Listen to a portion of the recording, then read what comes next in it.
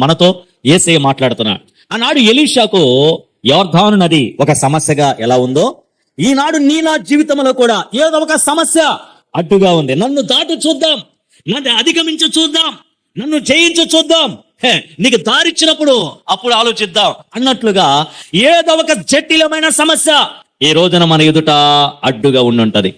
ఇప్పటికే మానవ ప్రయత్నాలు చేసి చేసి విసిగి వేసారిపోయాం. ఆ సమస్య పెద్దదవుతుందే తప్ప దారి కానరాటల్లా. కొంతమంది అయితే ఇక ఇంతే నా జీవితం ఇలా ముగిసిపోవటమే అన్నట్లుగా నిరుత్సాహంలోనికి వెళ్ళిపోతున్నారు. ప్రియులారా, నిర్లిప్తతలోనికి వెళ్ళిపోతున్నా. ఈ రోజున నీ ఎదుట నిలబడిన యొర్దాను అనే సమస్య, అది ఏ సమస్య అయినా, నేను ఫలానా అని పేరు చెప్పక్కర్లా, అనుభవిస్తున్నా, నీకు తెలుసు.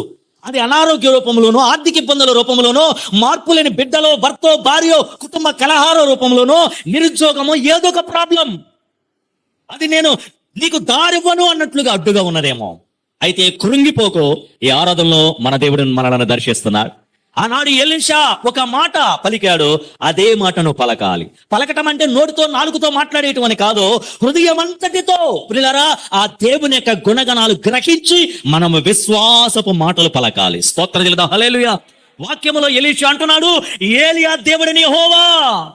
ఇప్పుడు ఏకాకిగా ఒంటరి వాడిగా నిస్సహాయ స్థితిలో ఉన్న నాకు నీవే దిక్కయ్యా అన్నట్లుగా మాట్లాడుతున్నా. మా గురువు గారు ఉండుంటే ఈ రోజున నేను ఇంత టెన్షన్ పడేవాడిని కాదు. మా నాయకుడు ఉండుంటే ఈ రోజున నేను ఇంత కలవరపడేవాడిని కాదు. ఆయనే చూసుకునేవాడి ప్రాబ్లమ్స్ అన్నిటికీ సొల్యూషన్. కానీ ఇప్పుడు నేను ఒంటరినయ్యా.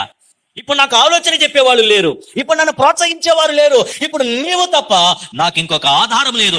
ఏలియా దేవుడా అంటూ ఎలీషా రోజున చిన్న ప్రార్థన చేశాడు. లేక ఎలీషా ఆ దేవుణ్ణి స్మరించినట్లుగా చూస్తున్నాం. మనందరం రెఫరెన్స్ తీయక్కర్లేదు, కానీ ఒక మాట ఇలా ఉంటది, మనం ఎరిగిన మాట. తమ దేవుడిని ఎరిగిన వారట బలము కలిగి ఏం చేస్తారు? గొప్ప కార్యాలు చేస్తా.